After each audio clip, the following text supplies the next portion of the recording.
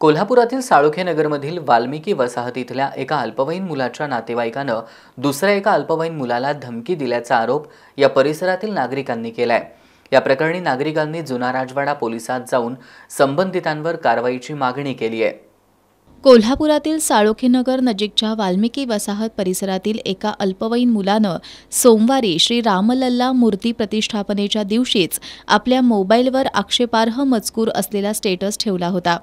याबाबतची माहिती नागरिकांनी जुना राजवाडा पोलिसांना दिली। याची दखल घेत पोलिसांनी संबंधित अल्पवयीन मुलावर गुन्हा दाखल केला होता।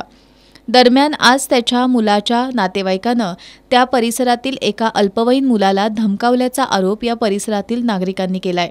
या प्रकरणी संबंधित व्यक्तीवर कारवाई करण्यात यावी यासाठी आज या परिसरातील नागरिक आणि सामाजिक कार्यकर्ते स्वप्नील पार्टे यांनी जुना राजवाडा पोलीस ठाण्यात आले। या शिष्टमंडळानं जुना राजवाडा पोलीस ठाण्याचे पोलीस निरीक्षक संजीव कुमार झाडे यांना संबंधित मुलाला धमकावणाऱ्या व्यक्तीविरोधात कारवाई करावी अशी मागणी केली आहे। काल वाल्मिकी नगर कॉलनीमध्ये साने गुरुजीत एका मुलग्यानं अल्पवयीन मुलग्यानं स्टेटस ठेवला असं निदर्शनास आलं।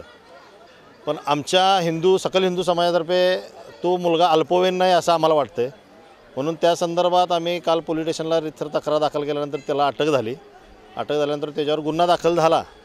सरदचे राजवाड्याचे PI यांनी गुन्हा दाखल केला। पण आज सकाळी त्या मुलग्याचा काका बक्षू मंगळवेडे असं त्याचं नाव आहे, त्यानं ज्या मुलग्यानं हा स्टेटस सगळ्यांना दाखवला त्याला धमकी देण्याचा प्रयत्न केला की तू माझ्या डोक्यात आहेस आणि मी तुला बघून घेतो आणि तुला मी दाखवतो मी कोण आहे ते। मग त्या संदर्भातच मी एका मोठ्या कामात आहे आणि मी तुला दाखवतो। मग हे जातीवाचक होऊन कोल्हापुरात काहीतरी वेगळं वातावरण तयार होईल, घातपात करायचा असं काय आहे का यांचा। आणि कारण तिथं जी मस्जिद बांधलेली आहे ती आमच्या माहितीनुसार ती अनलिगली बांधकाम केलेलं आहे। तिथं जे स्थानिक तिथली लोक असतील ते पण तेच सांगतायत। मग ते पद्धत आम्ही सदरच्या PIना ते सांगण्यासाठी आलो होतो, पण PIने आम्हाला असं आश्वासित केलं आहे की त्या व्यक्तीवरती एक सखोल चौकशी करून त्याच्यावर गुन्हा दाखल करण्यात येईल। यावेळी योगेश पाटील, दीपक देसाई, संग्राम निकम, निरंजन शिंदे, सागर साळोखे, रोहित बेंद्रे, पांडुरंग सपाटे, प्रवीण कारंडे यांच्यासह परिसरातील नागरिक उपस्थित होते।